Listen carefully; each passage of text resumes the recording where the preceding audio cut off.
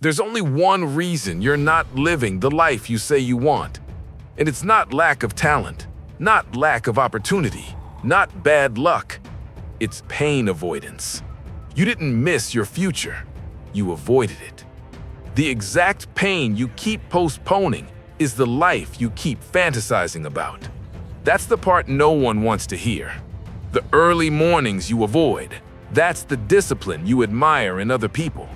The hard conversations you delay, that's the respect you complain you don't get.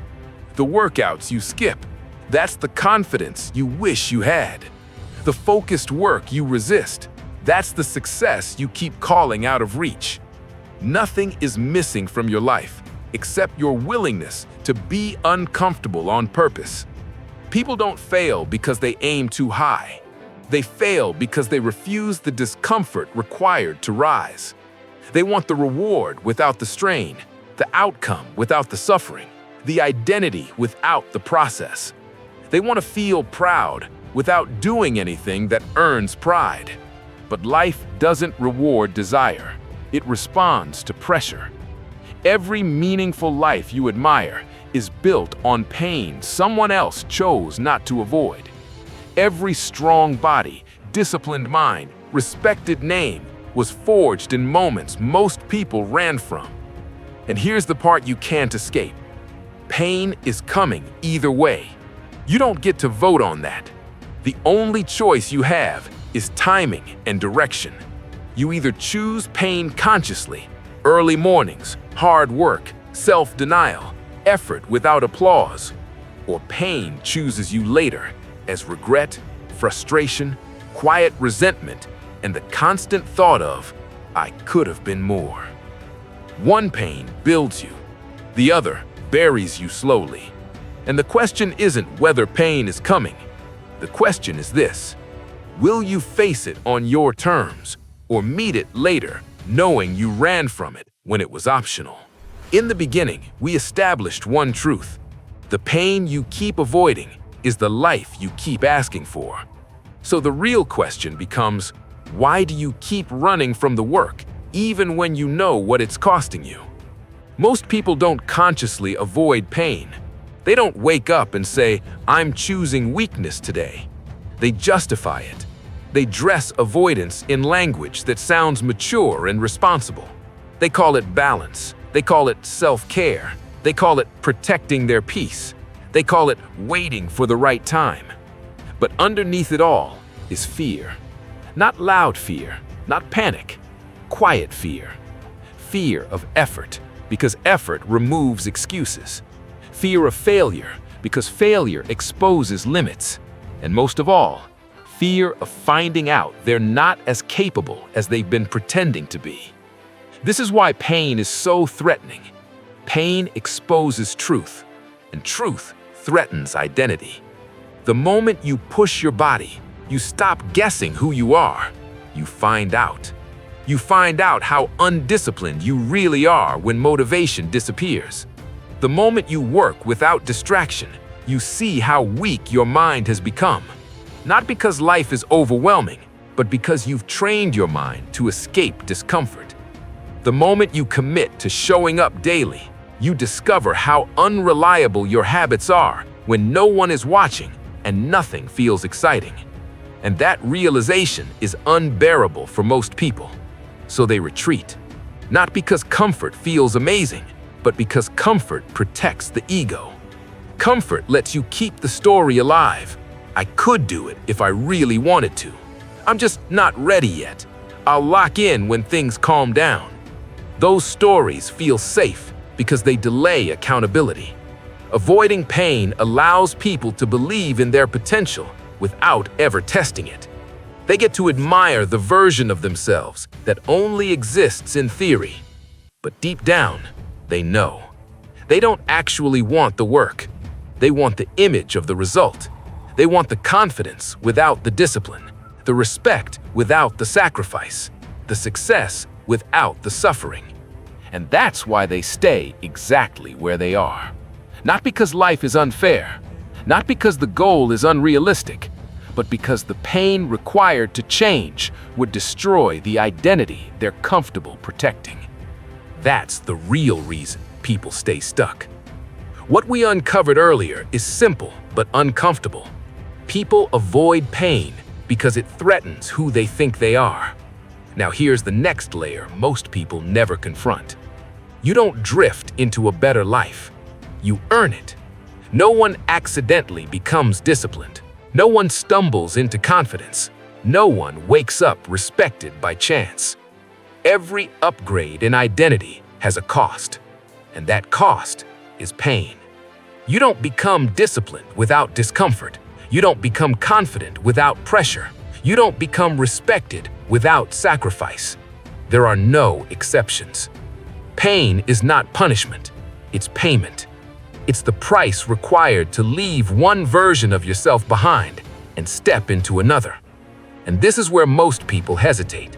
Not because they can't handle pain, but because they want guarantees. They want proof before effort, certainty before commitment, motivation before movement. They want to feel safe before they act. But pain doesn't negotiate. It doesn't explain itself up front. It doesn't give previews. It doesn't promise outcomes. It demands action first and clarity later. That's why the beginning of change feels chaotic. Your old habits push back. Your routines start resisting. Your mind searches for exits. Not because something is wrong, but because something is being threatened. Pain is forcing you to loosen your grip on the version of yourself that felt familiar. And familiarity is powerful. Comfort doesn't disappear quietly. It argues, it bargains. It reminds you how easy things used to be. And right here, this exact resistance is where most people make the wrong interpretation. They think the discomfort means they're not ready. But what if it means something else? What if the pain you're feeling isn't a warning sign, but an entry point? Because if pain is the price of identity change, then the next question isn't whether pain will show up. It's what happens when you keep refusing to pay it. If pain is the price of identity change, there's another cost most people aren't prepared for: isolation. This is where the struggle becomes less physical and more social. Because the moment you stop avoiding discomfort, you start separating yourself. Not intentionally, not arrogantly, naturally. You stop bonding over excuses because excuses no longer serve you. You stop normalizing weakness because weakness now has consequences. You stop participating in shared laziness because you're no longer looking for permission to stay the same. And people notice. They don't always confront you directly. Sometimes it shows up as jokes, sometimes as criticism, sometimes as concern disguised as advice. They say you're doing too much, that you're too intense, that you need to relax. Not because you're wrong, but because your discipline exposes their avoidance. Your effort highlights what they've been avoiding without you ever saying a word. Pain isolates you because growth requires distance from mediocrity. You can't build a disciplined life while staying fully immersed in environments built on comfort. And most people feel that tension. They feel themselves drifting away from conversations that go nowhere, from habits that lead nowhere, from routines that produce nothing. And this is where many people fold, because humans are wired to belong. Most people would rather be accepted than be exceptional. They'd rather stay relatable than be respected. So they choose the pain of fitting in, laughing along, staying quiet, holding back, instead of the pain of becoming someone who stands alone for a while. But here's the part most don't realize yet. Isolation is not a side effect of discipline, it's a filter. And what happens after that filter does its job is what truly determines whether pain turns into strength or into something far heavier. In the last part, we talked about isolation, how choosing discomfort separates you from the crowd. Now, here's why so many people retreat back to easy. Easy feels safe because it asks nothing from you. No effort, no courage, no consistency. Easy never challenges your identity. It never forces you to prove anything. It never risks exposing weakness. That's why it feels comfortable. But easy doesn't protect you. It erodes you, slowly, quietly, comfortably. There's no alarm when it's happening, no dramatic collapse, no obvious warning signs. Easy steals your future without resistance. You don't notice it day to day. You still function, you still survive, you still feel okay. Until one day you look back and realize something is missing.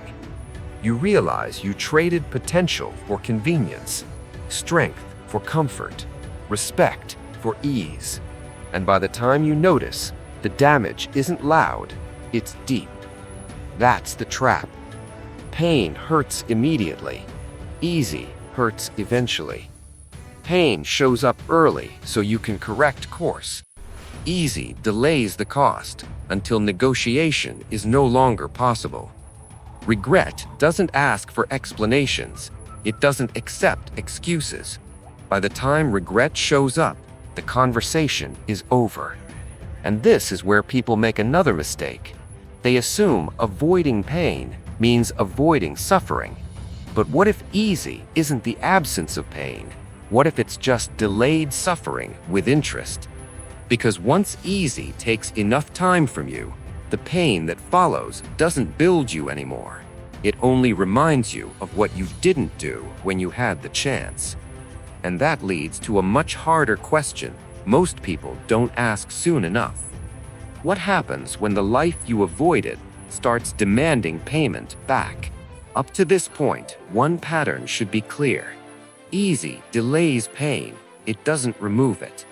Now look closely at the people you admire.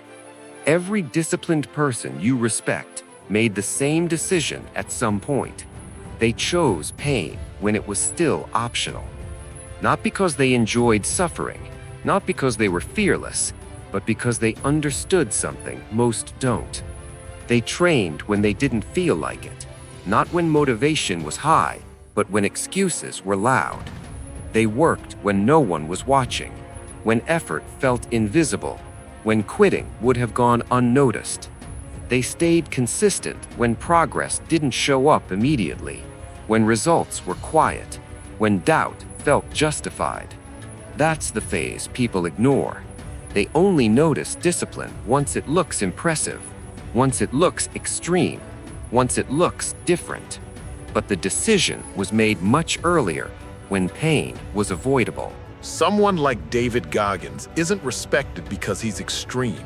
He's respected because he didn't escape discomfort when escape was available. He chose suffering deliberately instead of letting weakness make the decision for him. And that's a distinction worth sitting with, because it forces an uncomfortable comparison. If disciplined people choose pain early while it's optional, what does that say about the pain most people are choosing instead? And more importantly, what kind of cost does that choice quietly create before anyone even notices? Earlier, we looked at people who chose pain early when they still had a choice. Now, look at the opposite pattern. Avoided pain doesn't disappear, it transforms. It changes shape, tone, and timing, but it always comes back. At first, it shows up as frustration, a vague sense that something is off, that you're busy but not progressing. Then it hardens into resentment at others, at circumstances, at life itself. Eventually, it turns inward into quiet self-hatred.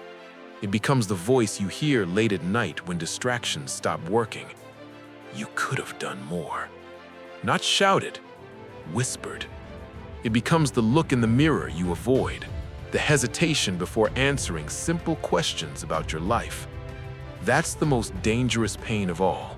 Not failure, not struggle, the pain of knowing. Knowing you had time, knowing you had ability, knowing the door was open and you chose comfort instead.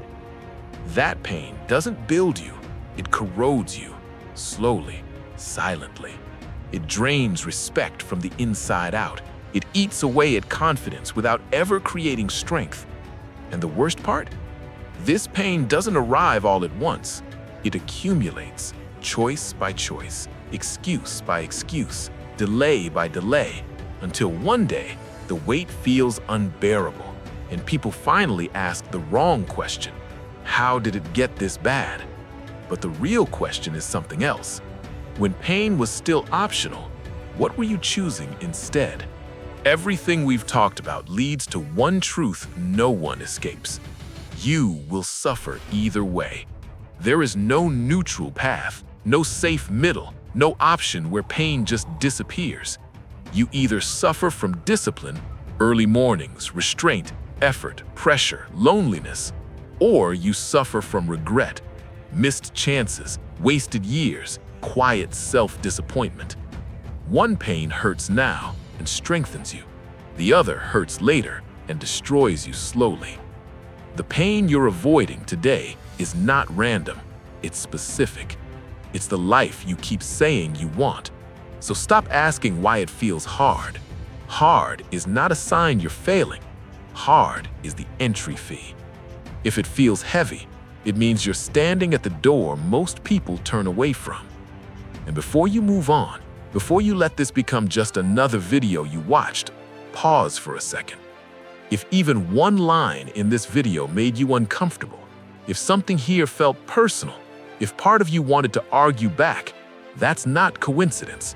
That's exposure. So do something most people won't. Go to the comments and answer this honestly. What pain have you been avoiding? Not for approval, not for motivation, for accountability. Because once you write it down, you can't pretend you didn't hear it. And if you want more of this, not hype, not noise, not empty motivation, but pressure that forces clarity and action, don't just save it and forget it. Share this with someone who keeps choosing comfort and calling it being realistic. And subscribe, not because you feel inspired right now, but because you're done lying to yourself. This isn't for everyone, but if you're still here, still listening, still uncomfortable, you already know why this message found you.